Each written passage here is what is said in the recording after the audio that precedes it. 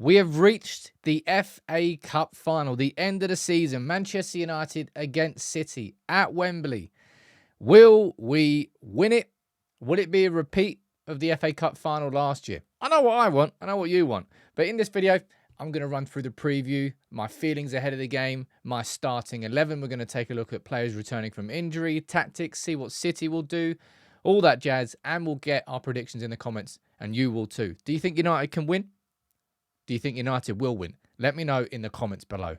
But let's waste no time getting into this one because it's been a long season. I think that's a pretty fair way to describe it. And we've got to the showpiece at the end of the season for the second consecutive year. Now, last year, Erik Ten Hag, look, we had the League Cup last season, right? And it was our first trophy in 6 years, and it meant a lot. It felt like a lot. I was there. I loved the days seeing all my mates. I don't get to go to games much anymore, and it was a class day. And then the FA Cup final happened. Jeez, mate, that goal that Gundogan scored after like 20 seconds, even the second goal. Oi, oi, oi, oi, oi. Oh, no. You're going to have a blinder of a game here. But nothing worked out for us last year in the FA Cup final. In terms of this season, I don't need to tell you about the problems we've had with injuries, with everything that's happened, and also just no progress, no identity. There's not one individual reason why the season's gone so bad. It's been a collection. But when it comes to injuries, it's been a big problem this season. And that is why the return of this man in the starting 11. Hey, look, I don't think Man United are going to win because Martinez is back in this 11. But he was missing from the FA Cup final this year. He's been missing all season. And having him back is a starting point. So let's dive into the team, all right? So this team here was the team that played against Brighton. And this team here was City's from the last game of the season. It's not to say that they're going to be the exact same teams that are starting. I don't think it will be. And in terms of defence, one big change, for sure, is going to be around Casemiro. Casemiro will not be starting in defence in this game, nor should he be. I think what we're going to see is Martinez, as you can see up there. You may well see the return of the partnership. Varane and Martinez was and has been our best centre-back partnership at our club post Vidic and Rio. When they had that 3 months, 2-3 month period last season where they were fit and together. Varane has been training, right? Get my pen out.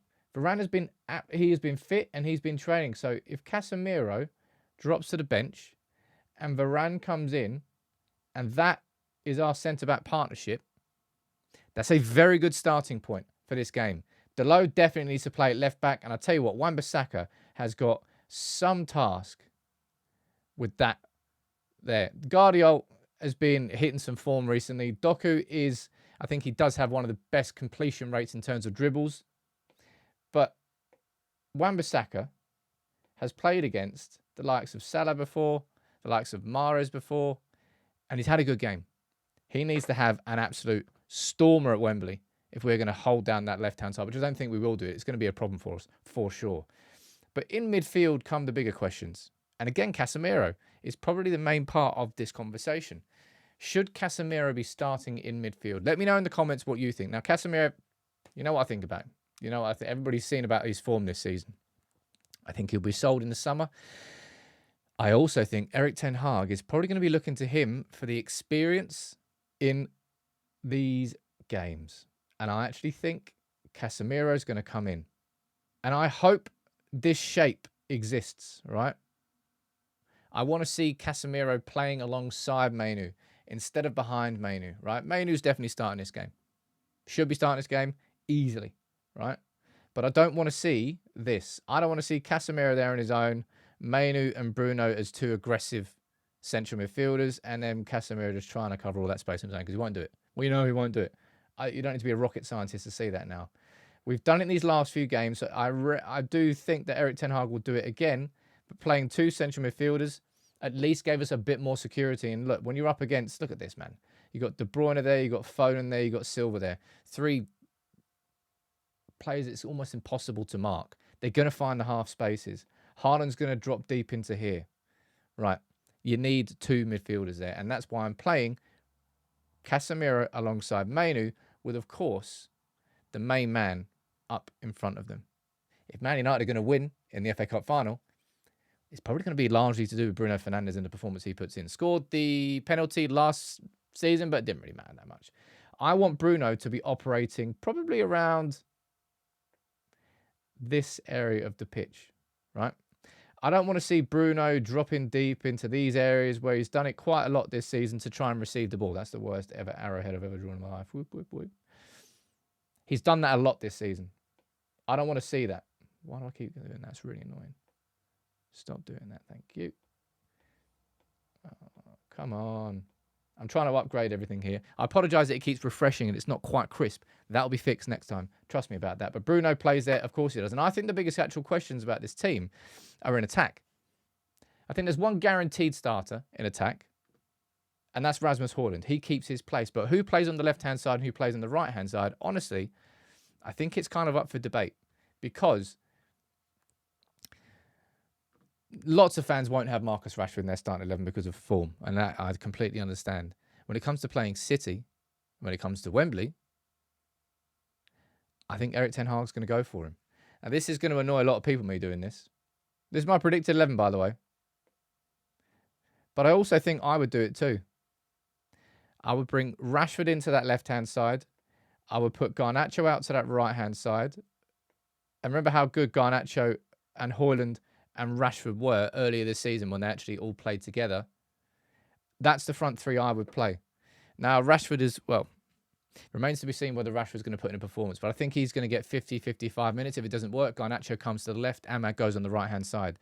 That is a change which can happen.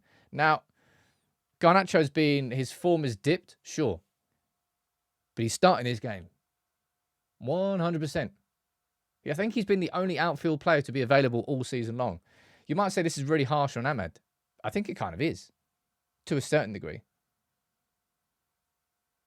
But even from a defensive perspective, you might actually, that's a lie, because Rashford hardly tracks back at all.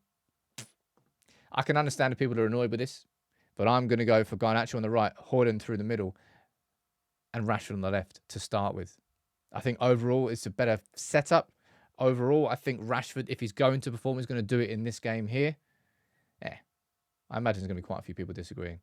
And look, because Gvardiol down that left-hand side is going to cause so many problems, and Walker, no one really can mark him. But again, if you're looking for that pace in behind, are you going to do any better than Rashford? I don't think you are.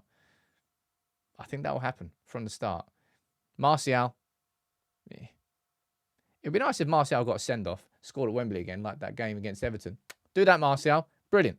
But I don't actually think Martial will get any minutes in this game. Oh. Predictions.